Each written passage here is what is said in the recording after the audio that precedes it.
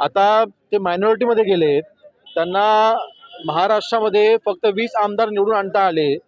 त्या 20 मध्ये देखील आता काही जण आमच्या वाटेवरती आता आहेत, आमच्या संपर्कामध्ये आहेत. ते 20 देखील राहणार नाही आहेत. पुढच्या वर्षभराच्या आतमध्ये संपूर्णपणे संपणार आहेत. एकदा मुंबई महानगरपालिकेच्या निवडणुका झाल्या, ह्या मुंबई महानगरपालिकेच्या निवडणुकीचा निकाल लागला की उद्धवजी ठाकरे आणि आदित्यजी ठाकरे, संपूर्ण ठाकरे परिवार हे भारत देश सोडून ह्यांना लंडनला त्यांच्या घरी जावं लागेल. भारतरत्न द्यावं बाळासाहेब ठाकरेंना अशी मागणी त्यांच्याकडे होते, खास करून संजय राऊतांनी आवाहन केलं. आणि बघा, खरं तर वंदनीय बाळासाहेबांच्या बाबतीमध्ये त्यांना भारतरत्न द्या ही मागणी करायची देखील त्यांना आज अधिकार राहिलेला नाहीये. शेवटी जे बाळासाहेबांचे विचार होते, ज्या विचारांसाठी ते भारतरत्न मागतायत, तेच विचार तुम्ही सोडलेत ना. मग हा अधिकार तुम्हाला राहिलेला नाही.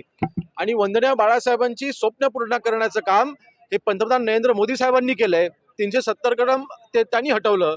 आज काश्मीरमध्ये आज भारताचा तिरंगा झेंडा फडकतोय, याचा अभिमान आज आम्हाला संबंध देशभर आला आहे. ते काम त्यांनी करून दाखवलं. मराठी भाषेला अभिजात दर्जा मिळवून दिला.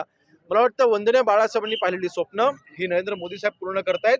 आणि ह्या पार्श्वभूमीवरती आज संजय राऊत सारख्या व्यक्तींना किंवा उभाटाच्या कुठल्याही नेत्यांना बाळासाहेबांना भारतरत्न द्या हे सांगायचे देखील त्यांना आज अधिकार राहिलेला नाही. सर, आजच एकनाथ शिंदे मोठं हे केलेलं आहे, 20 2 व्हायला कधी वेळ लागणार नाही. हे नक्कीच ना. आणि हे काय प्रयत्न आम्ही करत नाही आहोत. आम्हाला समोरनं संपर्क केला जातोय. आता मी काही लोकांची नावं घेणार नाहीत, परंतु आज तिथे आदित्यजींसोबत असलेल्या युवा सेनेमधले काही पदाधिकारी असतील, त्यांच्या उभाटामध्ये काम करत असलेले त्यांचे काही आमदार असतील, काही खासदार असतील, काही त्यांचे अनेक पदाधिकारी देखील अगदी जिल्हा प्रमुखांपासून विभाग प्रमुखांपर्यंत आम्हाला समोर संपर्क करतायत की होय, तुमचा निर्णय योग्य होता, आम्हाला आता तुमच्यासोबत जोडायचं आहे.